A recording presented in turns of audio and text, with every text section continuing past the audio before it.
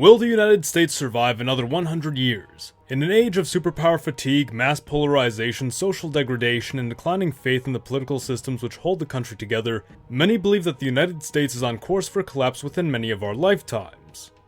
The US is in fact being crushed by the weight of responsibility thrust upon it in the aftermath of the Great Wars, which gradually transferred the role of Western hegemon from the Empire of Britain to that of the United States. This is compounded by the natural cycles of nations and those cycles unique to America, particularly democratization, territorial expansion, and the power balance created by the two-party system.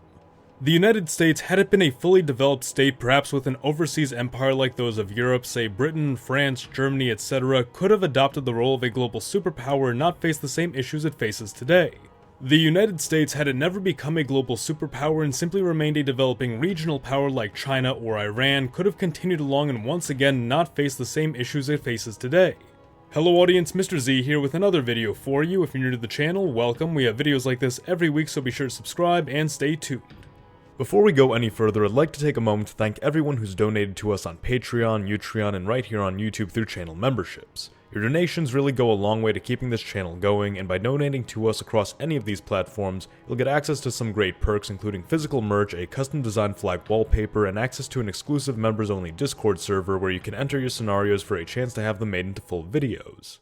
You can follow the pop-up on screen here, or go to the comment section or description to visit any of these pages and support our channel, and of course you can do so by clicking the join button right below this video. If you can't donate anything, consider subscribing and sharing this video to help the channel out.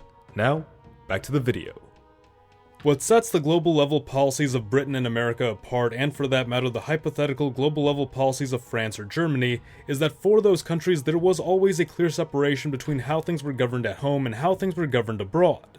Britain, by the time it became a world empire, had a nation, an English nation, and an English and later British state. Everything outside of that was merely an extension of the empire and would receive separate priority, with the ideal that the empire's purpose was ultimately to benefit the motherland. The United States contains multiple nations, multiple peoples, and these people from various backgrounds, beliefs, and lifestyles often clashed, such as in the case of the American Civil War. Now, the same could be said of Britain, which is composed of Scottish, Welsh, Irish, and English nations, but by the time of Britain's empire and following several violent struggles including their own civil war, it was clear that the English were the dominant kingdom of their union.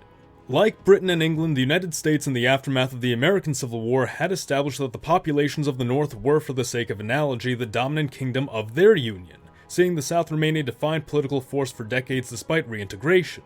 The North, however, was not perfectly homogeneous. It was a mix of Anglos, Germans, Irish, and newly arriving third wavers, and these populations largely practiced Methodism, Lutheranism, Catholicism, and Episcopalianism, still a far cry from a single nation, but an American ethnogenesis was occurring, and this was especially apparent in the 1900s, when aggressive positions were taken by Northern Anglo-Americans to assimilate the Germans, Irish, and third wavers into a single American identity. This was a crucial point in American history, when the United States needed to answer the important question of what is an American.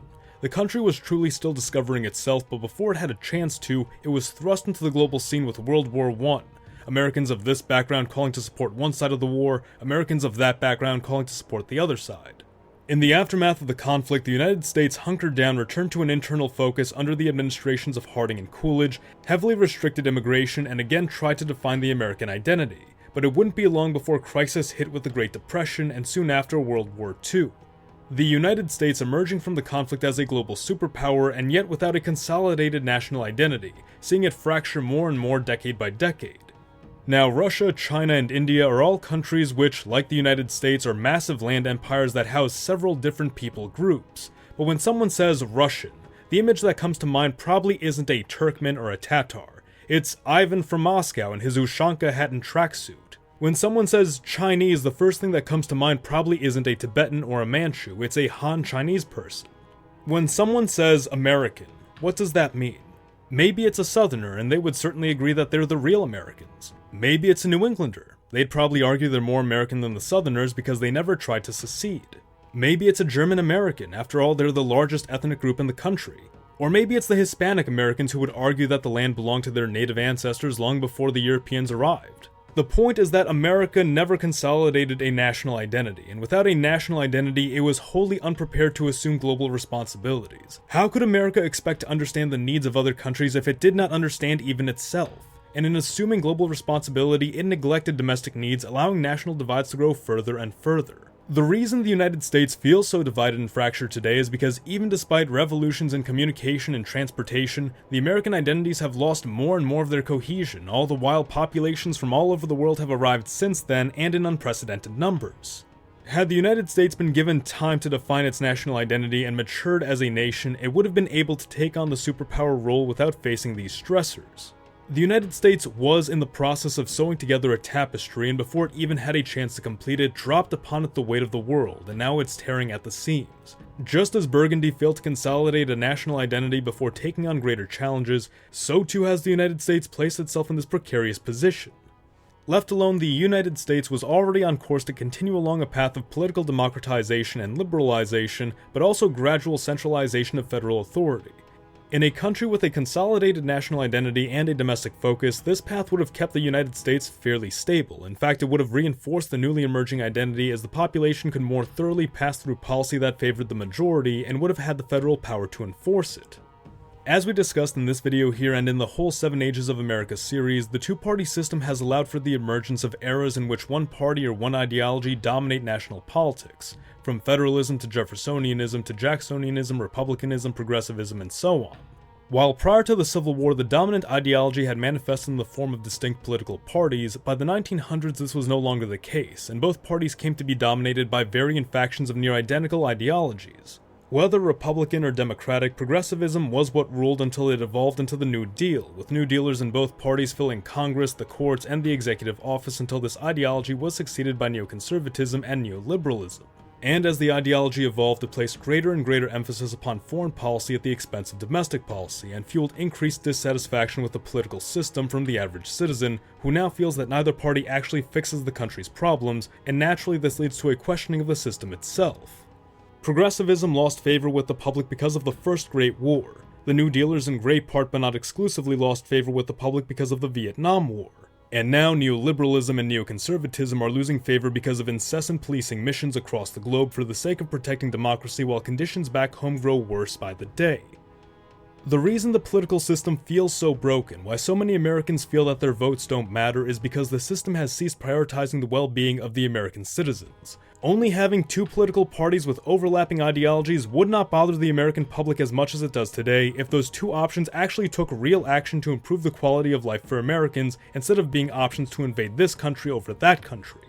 Just as Austria's empire grew weak and incapable of either satisfying or dominating its constituent populations, so too is the United States exhausting itself abroad and allowing discontent to bubble within its own borders. What this amounts to is that yes, the United States is risking collapse every year that it fails to put foreign matters in the periphery and focus on the rising issues at home. But at the same time, there is so much occurring in the world that the United States is fearful of what will happen if it does not involve itself in global affairs. Britain had been wise enough to prop the United States up as a successor so that when the Second Great War was over, there was a force capable of challenging the Soviet Union. However, the US has not done such a thing itself.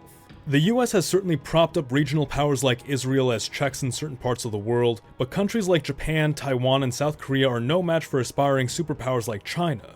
The European Union has become too comfortable under the American shield provided by NATO that they have not developed the domestic military might to counter Russia. And the English-speaking countries have grown so accustomed to American leadership and European cooperation that Britain, at least for a time, has seemingly ceased developing any ambitious goals of its own. The United States appears to have entered the global game without an exit strategy and is now burning the candle at both ends, trying to maintain its democratic world order and stability at home. But the simple fact is that without stability at home, there will be no United States to maintain any order anywhere. There is still hope for the US to turn things around. There can be a revival of the American standard of living. There can once again be a political system where politicians across both parties compete to provide the people a better future. We can see the consolidation of a new united American identity alongside the fostering of the regional identities of this land. But this will come at the cost of global preeminence, something which appears inevitable either way, and will require intelligent decision-making from both politicians and from the public. If circumstances do not change, it is very possible the United States will gradually fall into economic crisis, experience a collapse of military investment and military might, see increasing unrest from various political and regional groups within its borders, and cease to exist in its current form. But what do you think? Will the United States survive another 100 years? Let us know your thoughts in the comments below. The US of Z thanks you for watching, Mr. Z, out.